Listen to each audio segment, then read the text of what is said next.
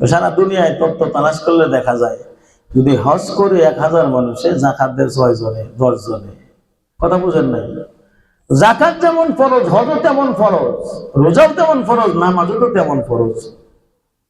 কিন্তু সুবিধা যেটি আছে এটি খালি পালন করা হয়। রোজা না রাখলে খারাপ দেখা যায়। বউ রোজা রাখে, সেরাই রোজা রাখে, মেয়ে রোজা রাখে, আমি না রাখলে খারাপ দেখা যায়। রোজা তো রাখতেই হবে।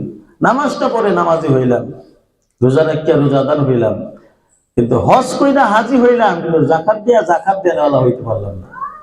কথা বুঝে আসছে? জাকাত নাই। সারা দুনিয়াতে তত্ত্ব তালাশ করলে দেখা যায় পুরাপুরি ভাবে কোথাও জাকাত পাওয়া যায় না, জাকাতের বিধান নাই।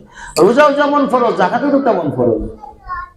রোজা যেমন ফরজ, নামাজও তো তেমন ফরজ, নামাজটা পড়া হয়। হজটাও করা হয়, কেন করা হয়? জীবনে একবার হজ করে পড়তে হবে। অর্থ ছিল মরে যায় তাহলে পরবর্তীতে মানুষ সমালোচনা করবে, লোকটা হজ করলো না। সমালোচনা বাঁচার জন্য, সমালোচনা থেকে বিভিন্ন সমস্যার আলোচনা হবে আমি মরে গেলে, এই সমস্যার আলোচনা থেকে বাঁচার জন্য হজটাও করা হয়, জাকাত তো নাই। এজন্য আল্লাহ ডাক দিয়ে বলেন, ও দুনিয়ার মানুষ, মুমিনের অন্যতম গুণ হইল ওয়া মিম্মা রাযাকনাহুম ইউনফিকুন।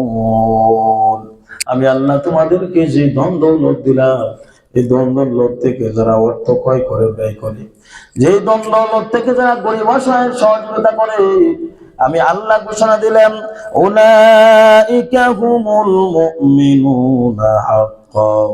আমি আল্লাহ ঘোষণা দিলাম এরাই হলো হক মুমিন, এরাই হলো নিরেট মুমিন।